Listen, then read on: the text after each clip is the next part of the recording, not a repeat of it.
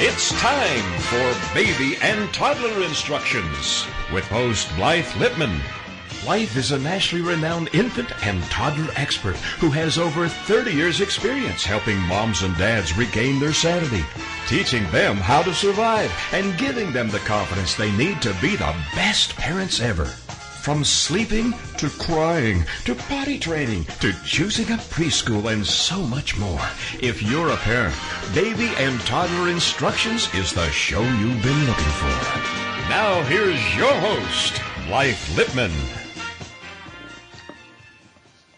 Well, good morning, afternoon, evening, whatever time zone you may be in. Thanks so much for tuning in to Baby and Toddler Instructions. I am so excited about my guest today.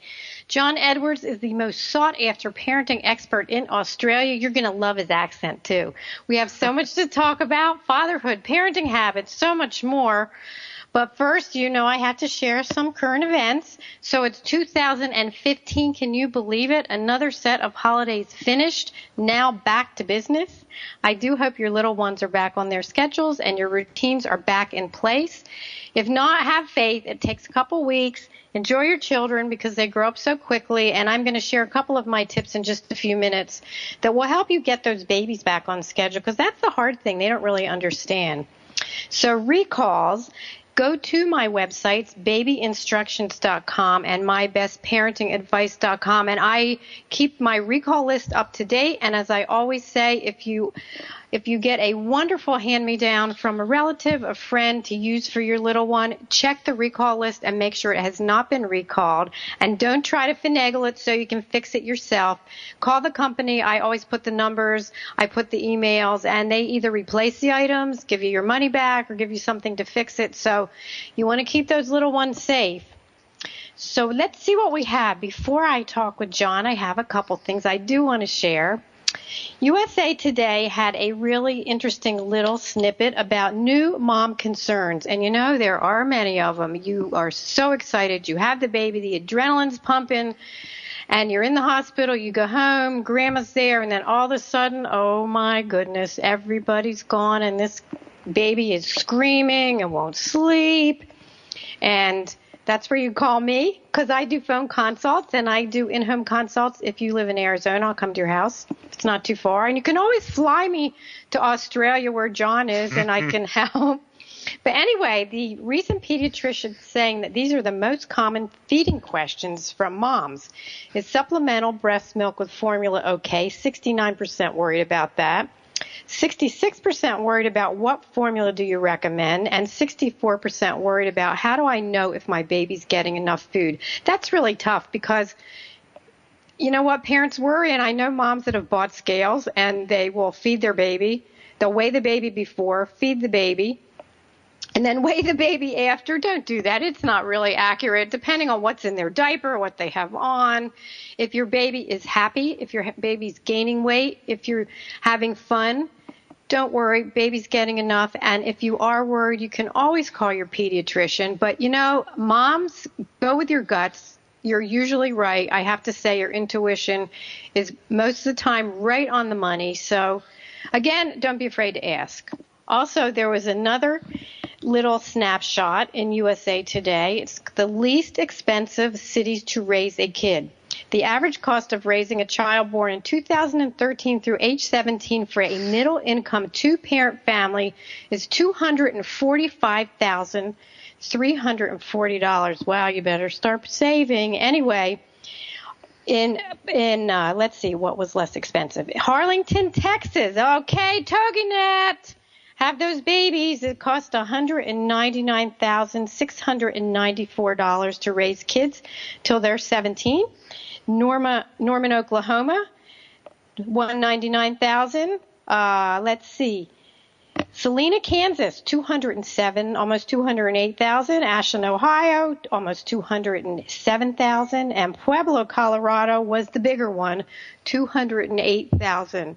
So if you want to raise your children with a little less money going out, you know what? Don't pick Harlingen, Texas first, even though you're all great, because that's where the TogiNet station is, I believe, or close. Anyway, so I wanted to share those little snippets. And one more thing, as I was saying before, The holidays are over. The babies, the toddlers, the kids are all off schedule. You let them stay up late. If they're old enough to eat junk, they ate junk. And now you have this little baby that was on such a wonderful schedule, sleeping through the night, and all they're doing is crying and crying during the day because things aren't the way they were. So just a couple tips from my book, Help! My Baby Came Without Instructions.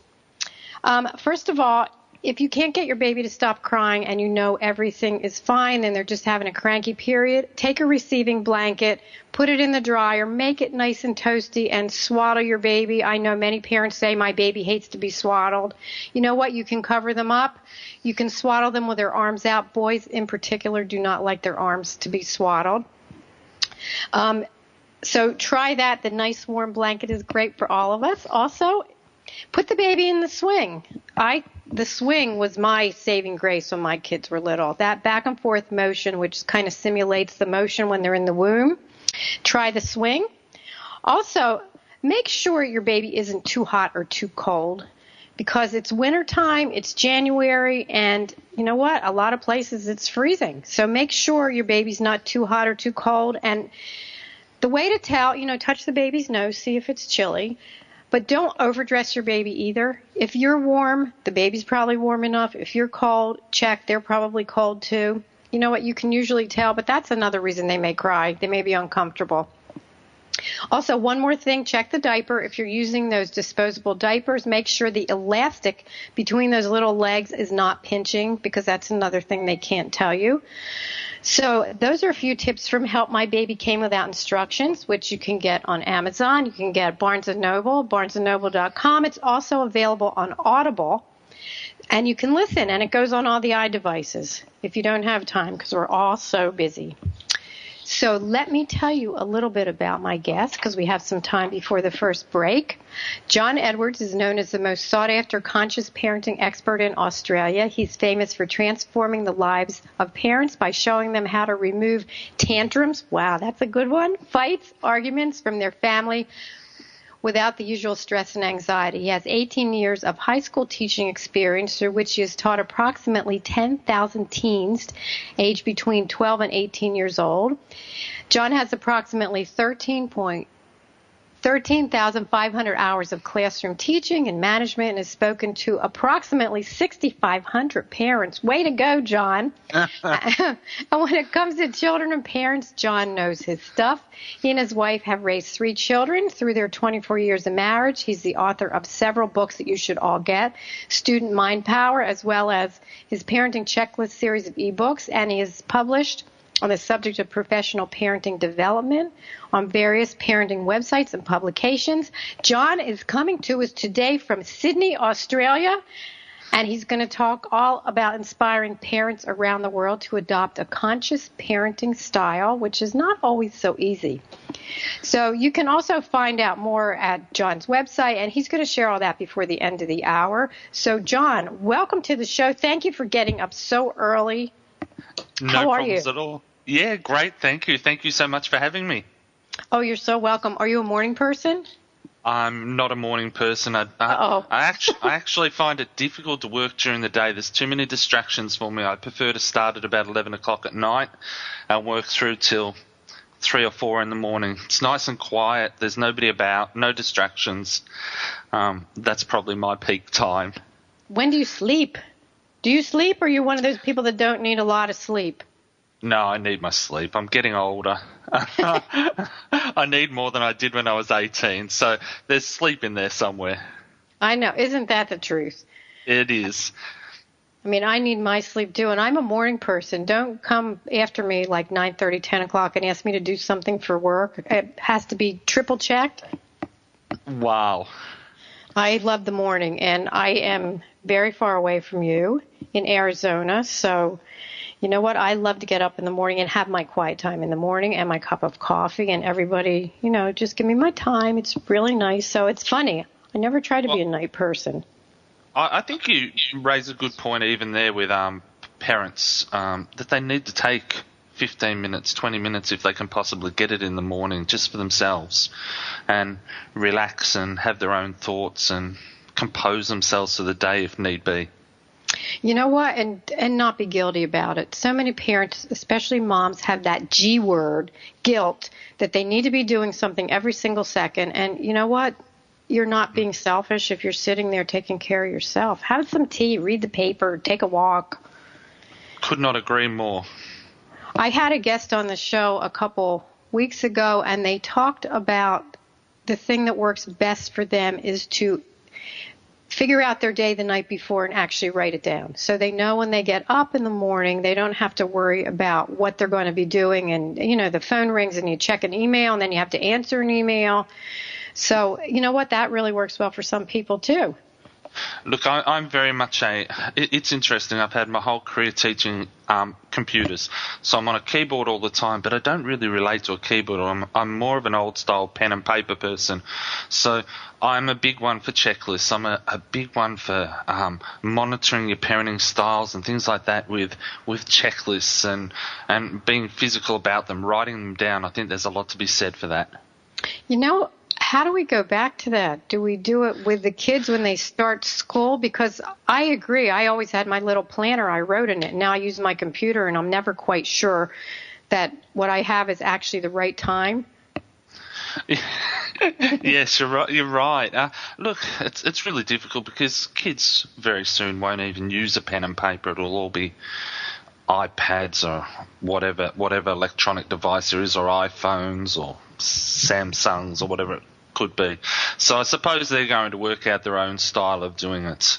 But for me, a pen has a physical connection that a keyboard just doesn't have. Oh, that and a book. They can't make books go away because there's nothing like sitting with your little one with a book. And so many parents nowadays sit with their iPad, and yes, the children can touch it and they can, you know, do things, but to me, I'm old school too.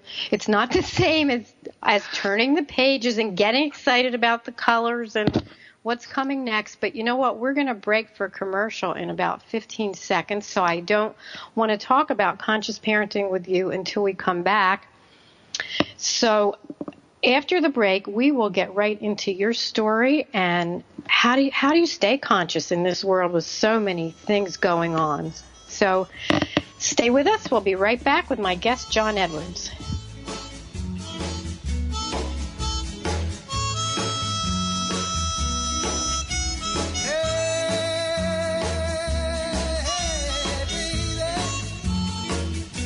We'll be right back with more Help My Baby Came Without Instructions. It's Baby and Toddler Instructions with Blythe Lipman on TogiNet. We'll be right back right after these.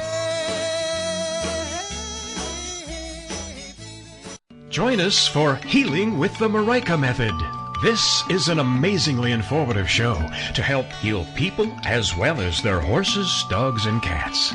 This show inspires and empowers people to take charge of their own health and their animals' health using the power of diet, nutrition, natural medicines, and lifestyle to heal a variety of health problems. Learn how food impacts all physical and emotional health conditions and how diet and natural medicines are used to heal the body, mind, and spirit. Marika is a health and nutrition specialist, homeopathic practitioner, a gifted medical intuitive and healer, and an author and educator with over 2 decades of experience in clinical practice for people and their pets. Join our host, Marika Vandewater, every Wednesday at 1 p.m. Central Standard Time right here on the Rockstar Radio Network. Welcome back to Baby and Toddler Instructions with Blythe Lipman on TogiNet. The hour for all moms with little ones to come for great advice, encouragement, and great ideas for all new parents. Now, back to the show with Blythe Lipman.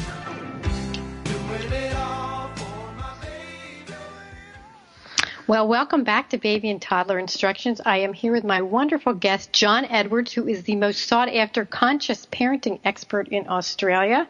And he's up bright and early. I don't know where everybody is listening, but you know what? I am so happy that he's with us today. So, John, what's the story? How did you get into conscious parenting? You have 3 children that you've raised. Did you all of a sudden go, wow, I'm unconscious. I'm not paying attention to what we're doing here? It's interesting. To fast forward a little bit, my son was I think 8, and I had him up against a wall, and I nearly hit him.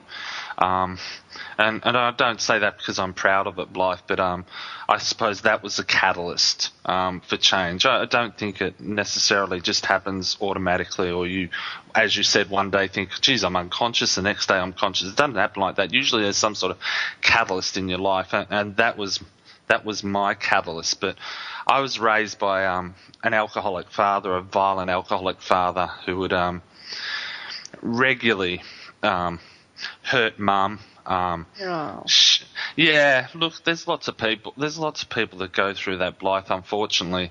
Mum would spend hours and hours every night in my bedroom because for some reason Dad would not step over the threshold of my doorway in my bedroom, but he'd just scream abuse the whole night, and if she stepped out, then she'd get hit. So it wasn't a great childhood for my sister and I, and we came away with it, as people do, with a whole lot of baggage. And it's taken a whole lot of work to turn that around and remove a lot of that baggage. And I went into my parenting journey with a lot of that stuff, a lot of that anger and bad temper, and for probably the first 5 to 6 years, I wasn't a great parent. I loved my kids, I adored my kids, and my favourite time, to be honest, and strangely for a father, my favourite time was at 0 to 12 months. There's nothing better for me than having a baby in your arms that has very little movement and just sits there and lays there and stares at you, and you can just hold them in your arms. I think that's somewhat amazing. Do you have all boys? Do you have all boys? No, my eldest is a girl, so I was really lucky. A girl and then 2 boys. But yeah, look, it was a difficult journey for the first 5 or 6 years of parenting. I shouted all the time. I lost my temper very quickly. I had numerous triggers from childhood that played out over and over again. And it's one of the reasons why I wanted to get into conscious parenting and help parents, because we're very much unaware of what we're bringing with us from our childhood. Whether it be a good childhood or a bad childhood, we bring triggers and we bring our own baggage with us.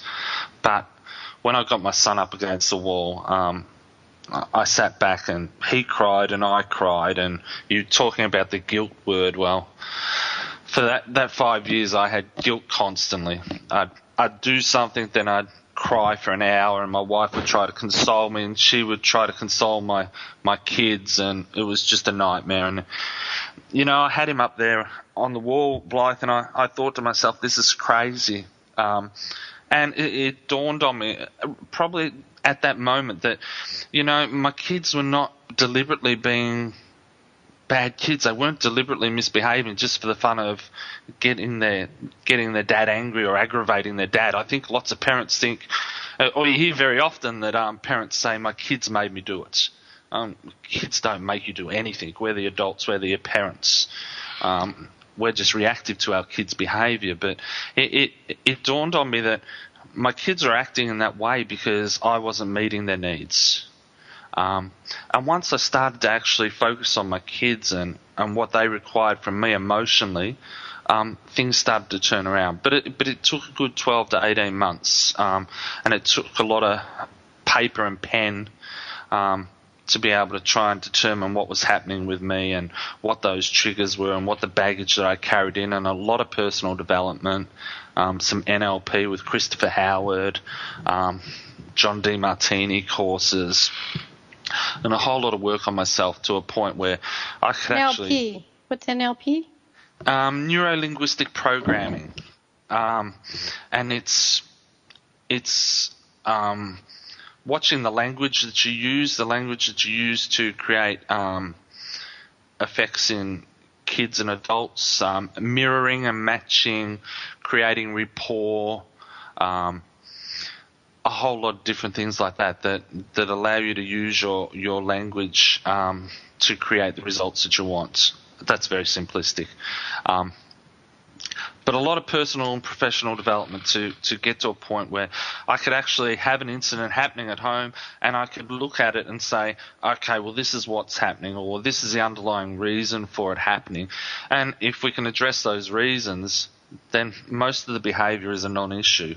And Blythe, many parents, I don't know whether you have the expression "by the seat of your pants." Oh yeah, we have that. You do. You have that. There you go. We do. Lots of our expressions in Australia don't translate to the US, but that one does. That one does, yeah. Absolutely. Well, it's so true. Many parents, and we all do the best with what we know at the time, but many parents will parent by the seat of their pants. They're very reactionary. They don't think about what's happening in the moment. And for me, I saw lots of that at schools and high schools. I saw the effects of parents have on their children. And sometimes it's parents that are struggling. Sometimes it's the parents that have a really great life. And there's still issues there. So it's not a financial thing. But I really wanted, given my upbringing, given the effects that I had on my children, to give back and help parents to really recognise that they're in control. And parenting is more so about how you parent and how you react and how you analyse the situation, as opposed to what your children are doing. It's true. We do bring a lot of baggage. And we learn from our parents, and if you're brought up in a home that has some dysfunction, you don't know any better. I mean, I have talked to many parents with toddlers, and it's interesting because their aha moments were when their 3 or 4-year-old said to them, "Mommy, you're not listening to me," and they're trying to say something, and the child knows you're not paying attention. You're so right. My eldest son, who's now 21. One of his greatest dislikes of me is that I'll have a computer in front of me and he'll be talking and I'm looking at the computer, and you do it unconsciously. And he says, "Dad, you're not listening to me." It's so true. Isn't that the first step? And it's funny too, because I'm thinking as I'm listening to you speak, I deal with parents of newborns, up through toddlerhood, and a lot of times parents, when they're very nervous in the beginning, those 0 to 12 months, they can also listen to their baby's cues and learn them. Not the first month. It takes a couple months to know your baby's cues. But your baby actually does tell you what they need, even when they can't use their words. Oh, absolutely. I think the hard part for parents is, and you mentioned it in your introduction, is that you find out you're pregnant, you go to see a specialist and they say everything's okay, you have your ultrasounds, you go to the hospital, you have your baby delivered, you have the very best care, then you pop your baby in a car seat and off you go, and that's it. You're left to your own devices. So we deliver all this care for new mums and dads, and then we stop at the most important time. It baffles me, Blythe, as to why there isn't a free education program for every parent.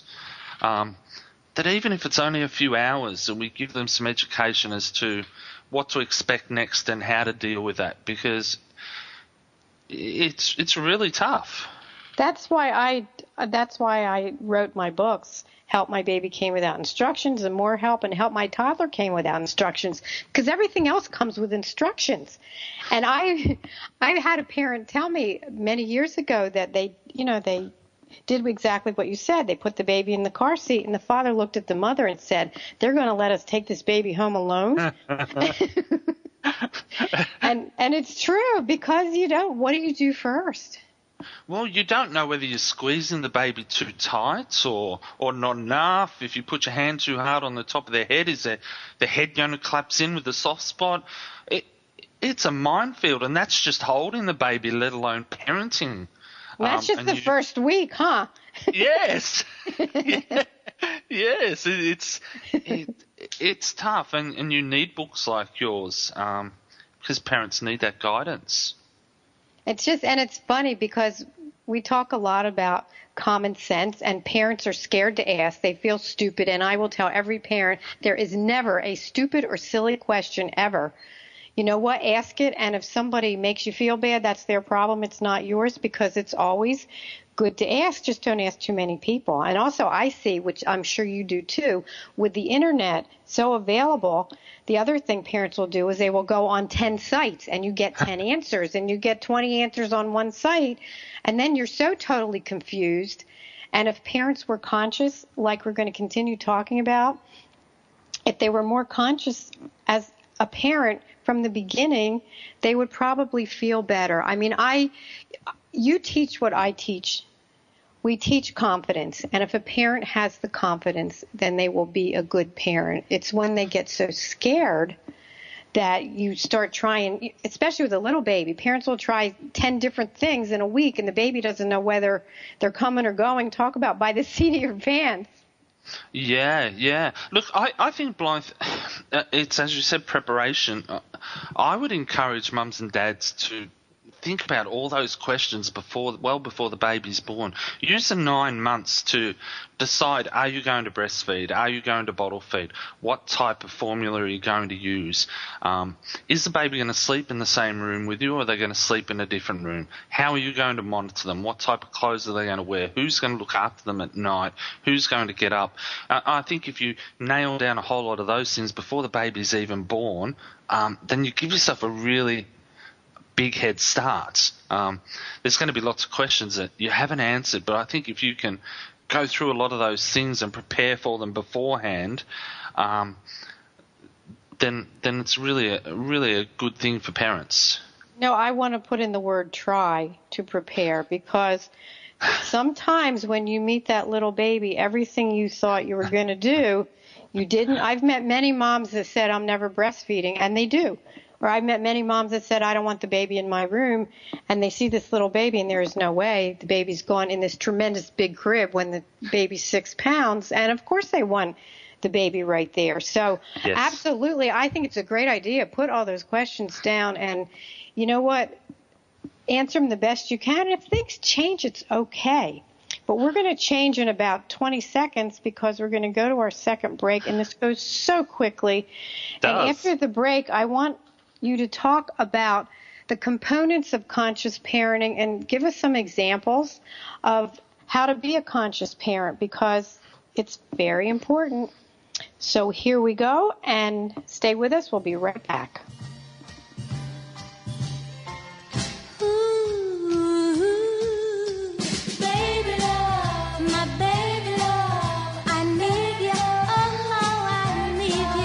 We'll be right back with more help. For help, my baby came without instructions. It's Baby and Toddler Instructions with Blythe Lipman on TogiNet. We'll be right back right after these.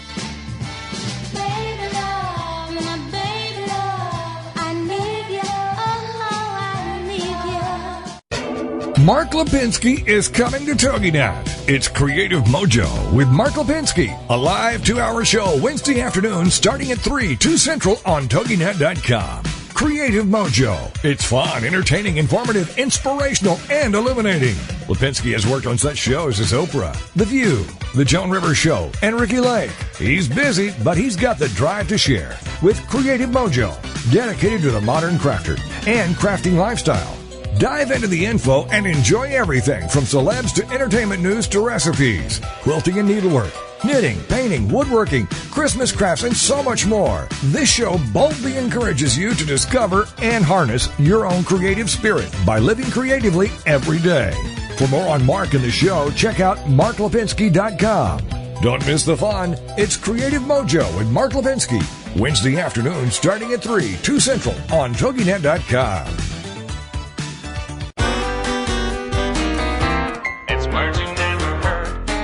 Notice that no matter how carefully you put the Christmas lights away, they still come out all kringle-crangled and jitterty the next year. Christmas tree lights were invented in 1882 by Thomas Edison, and by 1900, these miniature versions of his electric light bulb were being advertised to the public. In 1895, Grover Cleveland proudly sponsored the first electrically lit Christmas tree in the White House, featuring more than 100 multicolored lights. By the next Christmas, members of high society were hosting flambustious Christmas tree parties.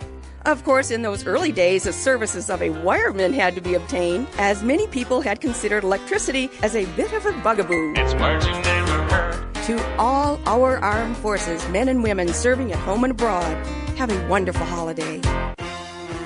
Welcome back to Baby and Toddler Instructions with Blythe Lipman on TogiNet, the hour for all moms with little ones to come for great advice, encouragement, and great ideas for all new parents. Now, back to the show with Blythe Lipman.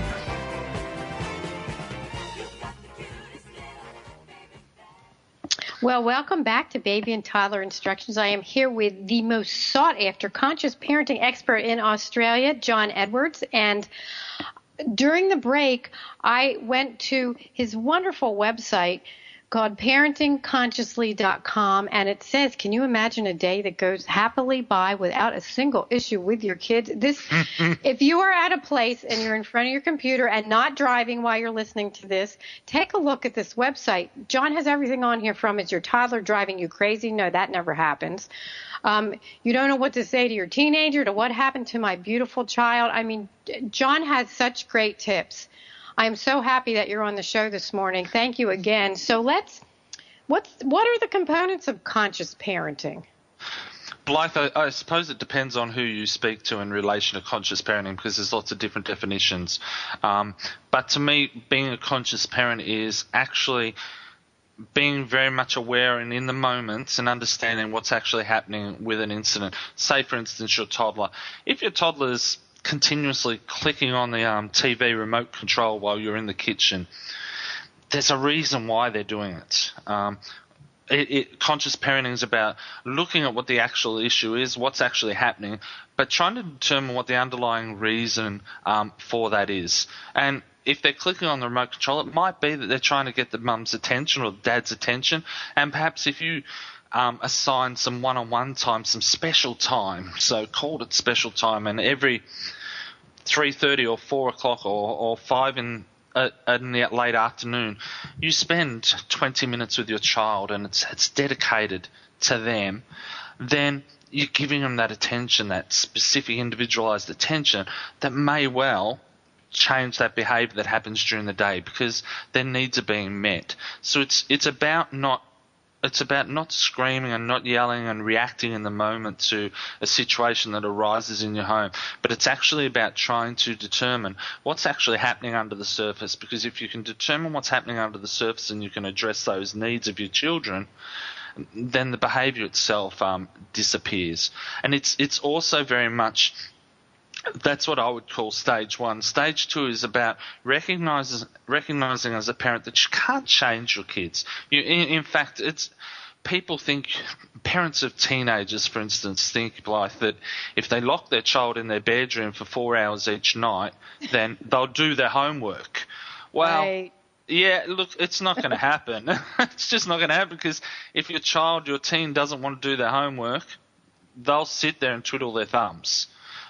You can't force change on someone. You can't force change on your children. But what you can do if you're a conscious parent is actually modify your behavior and the way you react to your children to actually create change or affect change in your children. So instead of yelling, if you can talk calmly, then your child will respond back more calmly.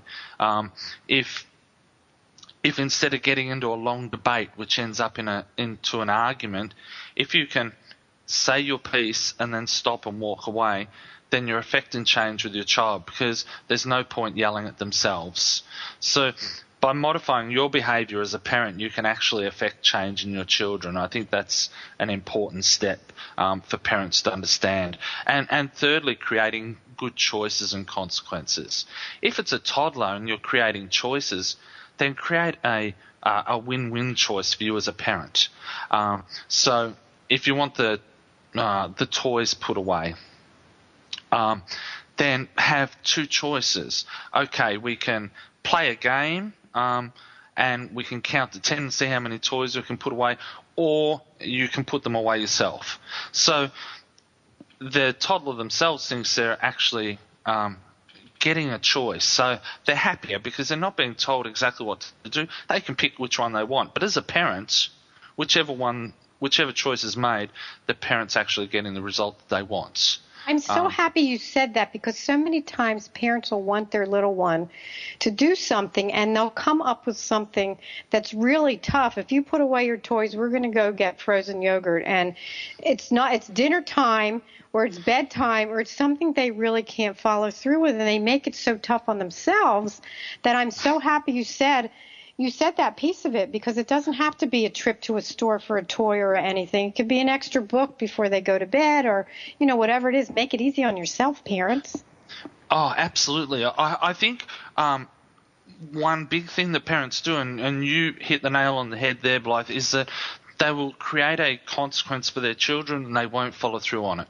Or they'll create a choice or a reward, like you were saying about the ice cream, and they won't follow through on it.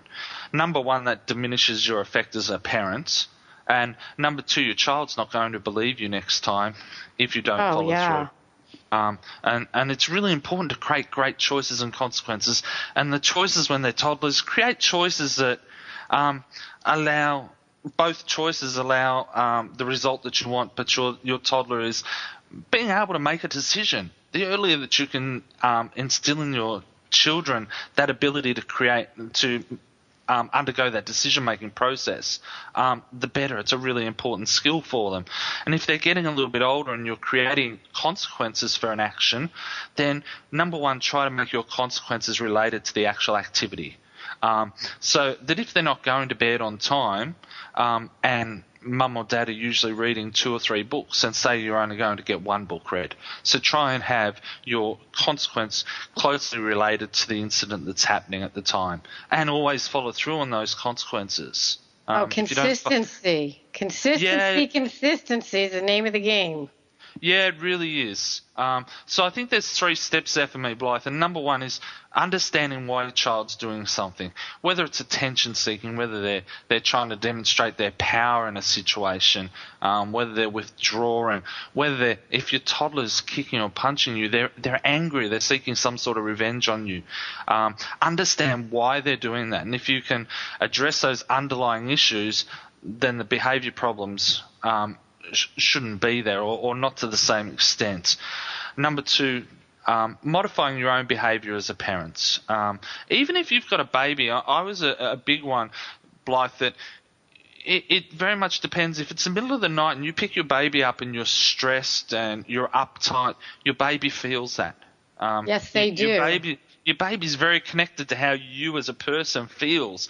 And that's a big issue. So you can modify your behaviour as a parent of a baby by getting up, and even if it takes you a couple minutes to calm down, relax, and then hold your baby, and then consider what you have to do to make your baby settle, then it will make a big difference to that little one, because they're feeling that calmness flow through you and it comes through to them. No, and it's not just in the middle of the night. I mean, I tell parents all the time, if you're having a rough day, it's okay to put your baby in the crib or your toddler in a safe place, in their room, a place that they're safe, and just take a few minutes to regroup yourself. Oh, absolutely. And you talked about guilt earlier. And I think parents need to look after themselves, and not enough mums and not enough dads do it. They give everything to their children. They give every moment to their children. I think that's a recipe for disaster. You need to take time. As you said, if it's popping the baby in the crib for 15 minutes and they're just laying there so that you can relax, turn on the TV, have a coffee, read a book, and re-energize yourself. And as partners, take some time each night. Take 20 minutes, take 30 minutes if you can, and connect with each other. Ask each other how each other's day was. Once a month or once a fortnight, grab a babysitter or grab a family member and ask them to look after your baby or your toddler, and go to a movie, go and have a piece of pizza and then come home again. But really take that time with each other and for yourself. There's no guilt attached there. Date night's so important. Date night is so important, but you have to make this rule. When you're having date night, you can't talk about the issues, the kids' schedules, and any of that. You can just talk about each other, right? Look, absolutely. Absolutely. And in fact, I tell parents in exactly the opposite to what you just said then, that they should hold meetings as well where they are actually discussing their children, and they take it on board as a meeting. So there's no emotions attached. And they just discuss things that they're happy with and discuss things that they don't think are working. And they work together like a boardroom would to resolve those issues. And make that your time when you're really talking about your kids. But you're so right. So many parents reach the age when their kids are 18 or 20 and they've left and they don't know each other anymore. Because all they've become is mum and dad, and they don't know that couple that they started off with before they had kids, and you don't want that to happen. You really need to take that time each week, Blythe, or each fortnight or month to really connect. And it doesn't need work. It's work. You always need to work on your relationship. Oh, absolutely. And if you've got a happy relationship, you're halfway there to having a happy child. So we have about 2 minutes before another break. I want to ask you quickly, what do you tell parents when they're in the grocery store and their toddler is having the biggest tantrum in the world? Do you point to the toddler and go, whose kid is this? Well, it's an interesting one, isn't it? Especially now with Christmas coming up. Oh, yeah. I would take it a step backwards, and I would say you need to – number one, my sister, who's 45, if she goes into a busy shopping centre, she gets anxious. Our children are exactly the same. With all those people rushing around, they'll get anxious. So you need to prepare your kids before you go. You need to make sure that they're not hungry and they're not tired, and that they've perhaps got a couple toys that they can play with along the way so they can keep themselves occupied. But if they are having that tantrum, very interesting. I would pick them up and give them a cuddle and ask them what's wrong. And see how you go from there.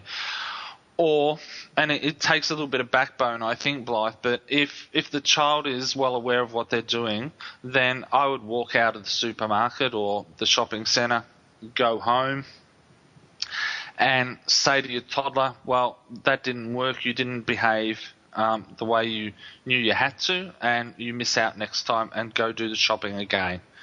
John, I love it. I love it because parents are so afraid of what somebody else is going to say. Forget what anybody else is looking at. You know what? It's your child and you're the parent. And, it should be a positive experience. Oh, absolutely. But we're going to have a break in about 15 seconds. Again, it goes so fast, you're going to have to come back. And we have another quarter left of the show, and we are going to talk some more to John Edwards about conscious parenting, and I want to talk about triggers. So we will be right back. Stay tuned. No worries.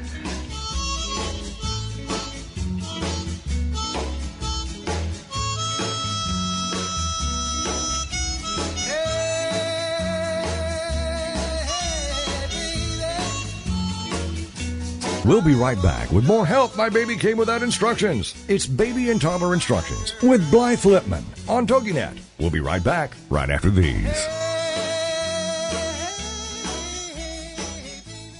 Spark Your Soul Radio with Ann Phyllis. Perspectives with purpose. Insights with heart. The Woohoo Radio Network show for spiritual seekers and fire starters who are ready to stop feeling lost, alone, confused, or blocked and start tuning into your soul speak so you can ignite all areas of your world, from your work to your relationships, lifestyle to legacy. Host Ann Phyllis is a spiritual analyst, fire starter, energy alchemist, and soul truth clairvoyant. Using the heart and purpose-based principles of her signature Soul Sense system, Anne offers weekly wisdom for tuning in, letting go, unlocking, and unblocking. If you've been walking through life with excess baggage, a heavy heart, a feeling of disconnection from your inner life, consider Anne your guide to spark your soul journey and reignite your relationships, life, purpose, work, and spiritual consciousness. Every week on Spark Your Soul Radio, Anne takes you on a journey into the heart of your soul sense. There, she helps translate your energy, essence, and soul truth knowing into positive action and change. From this space of personal awakening and transformation, you're able to reignite your spirit. This is Buzz Local Radio. There's 3 topics here, and we just added a 4th. We just started talking about hot dogs. Yes. Yep, man. Oh, God. He's in the band. We both had guitars, so I went over to his house Christmas Day day. We had to start a band. And I think we wrote 4 or 5 songs that afternoon. And Cannibalistic Fish was one of them. Cannibalistic Fish. I couldn't do the dreads. My mom would not let me wear my pants backwards to school either. That was wiggity whack. Yeah. Buzz Local Radio. Available for free download on toginet.com. That's TOGINET.com.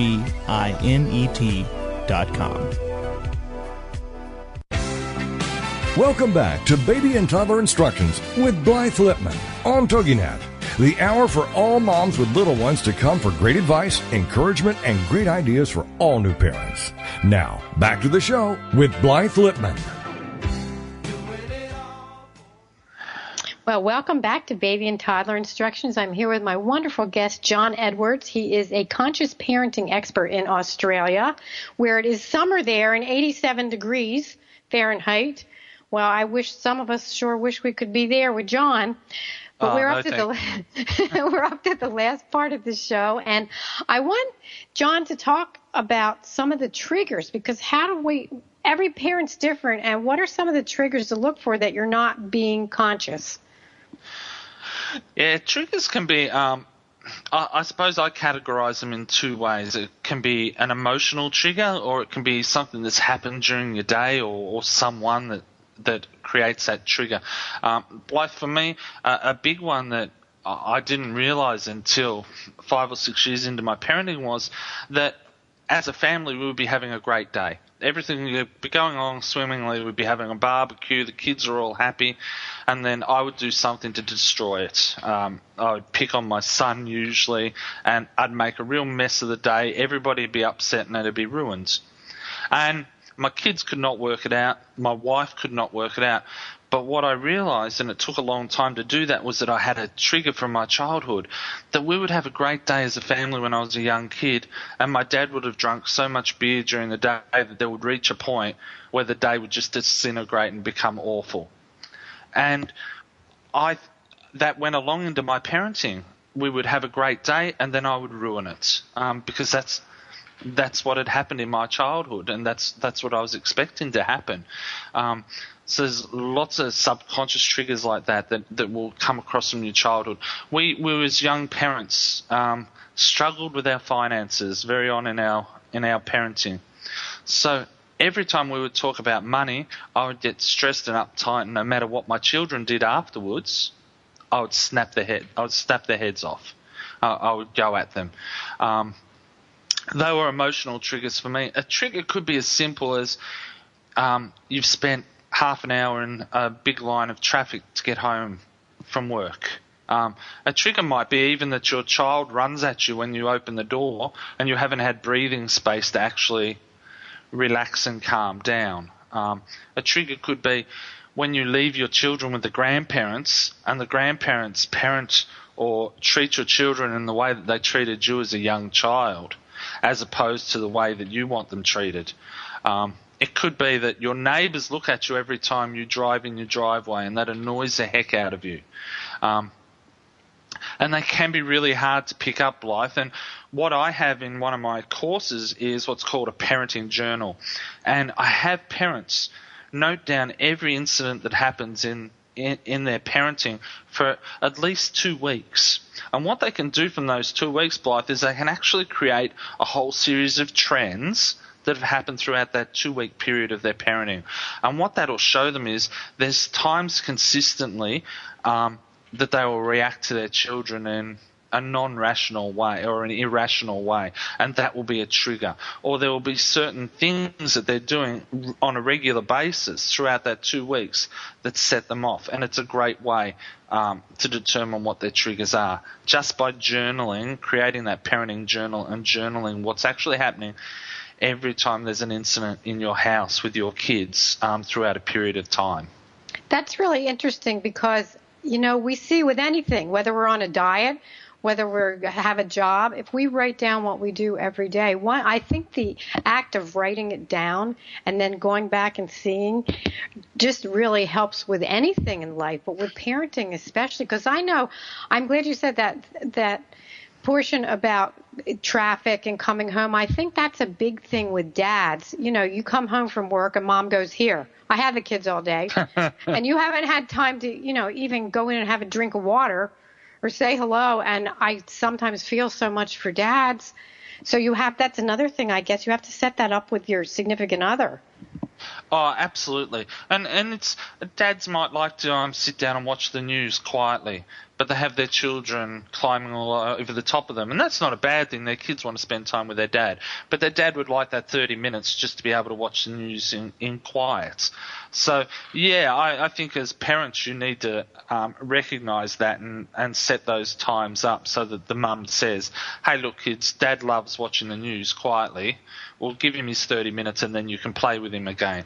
If it's traffic and you're in traffic and you want to do a gym workout or you want to just sit and read a book, then perhaps dads or mums can not go home straight away but spend 15 minutes in their car or go down to the local park or the lake, spend 15, 20 minutes and just read their book, unwind, and then come back home.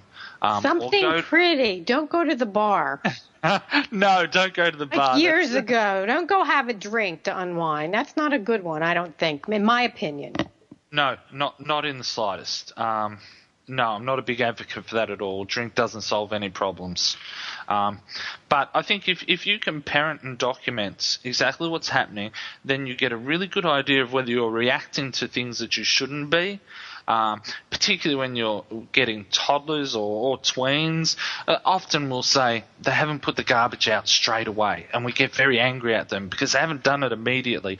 But the garbage doesn't get collected to the next day. So really, if your child takes 3 hours and the garbage is put out, well, it's put out. You got what you wanted. Right. Just relax a little bit. And I think by journaling with little ones and elder kids, then you really get a clear picture of what's happening in your parenting, and you can address those triggers and change your parenting behavior. And it's not just about journaling what happens. It's about what was happening before the incident. It's about how you felt after the incident.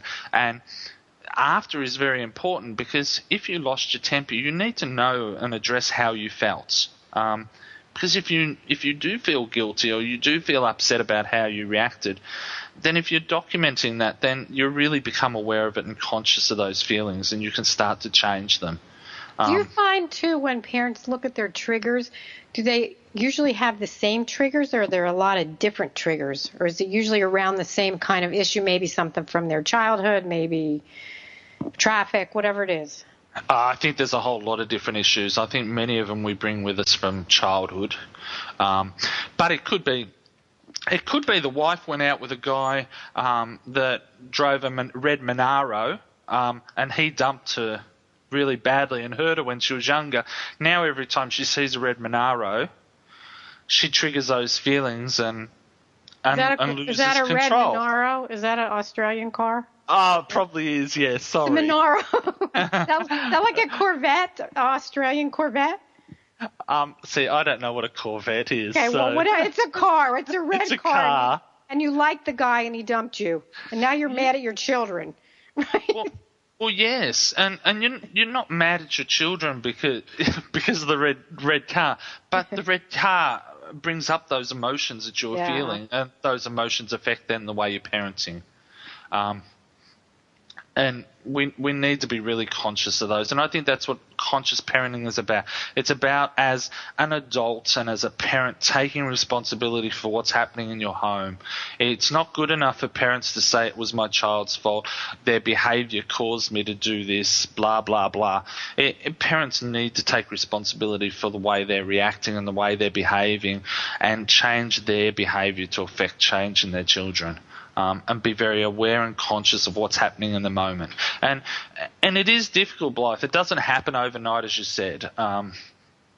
It's not go write a blog page or go buy a new TV. It takes practice, and it takes perseverance, and it takes consistency. And But it's well worth it, because what's the most important thing in our lives? It's not the houses, it's not the cars, it's our kids. Absolutely. Our kids go on, and for me, a great reason for doing this, Blythe, is if you can change the way you parent now and create great role models for your children, then your children will go on and change or tweak the way they were parented and create great role models for their kids. And it's not that you're just affecting change with your children, but you're actually creating generational change.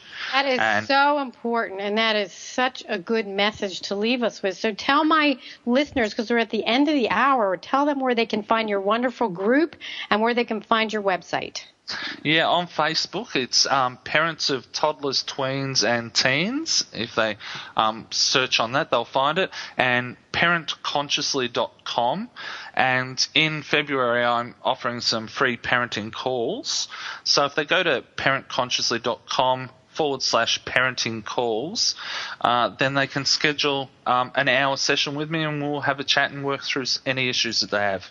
What could be better? So make sure you let me know about that, because I will also send it to all my people in my universe, because to learn how to parent consciously is so important, because we don't really realize we're not doing it. So thank you so much for being on the show, and I would love to have you on again, and enjoy your summer. Go on the beach for me and put on that sunscreen. I will do that. Thank you for having John. me. Take care. Bye-bye. Okay, have a great day. Bye-bye. Wow, what a great show. You know what? I just love my guests and have learned so much from them, not to mention meeting all these wonderful people. And I'm so grateful to be part of the TogiNet.com family. Make sure you check out all the other great shows. I take lots of people on walks with me. When I walk, I listen to the podcast. It's a great way to learn. Makes getting my exercise a little easier. Also, don't forget to go to my websites, babyinstructions.com and mybestparentingadvice.com. I update things all the time, add new blogs. I have experts on there. I have Baby Jake. If you haven't met Baby Jake, well, he's a pretty cool little dude on my website that talks all about what it's like to be a baby. And you can see his new post. He's probably going to be talking about what the holidays were like.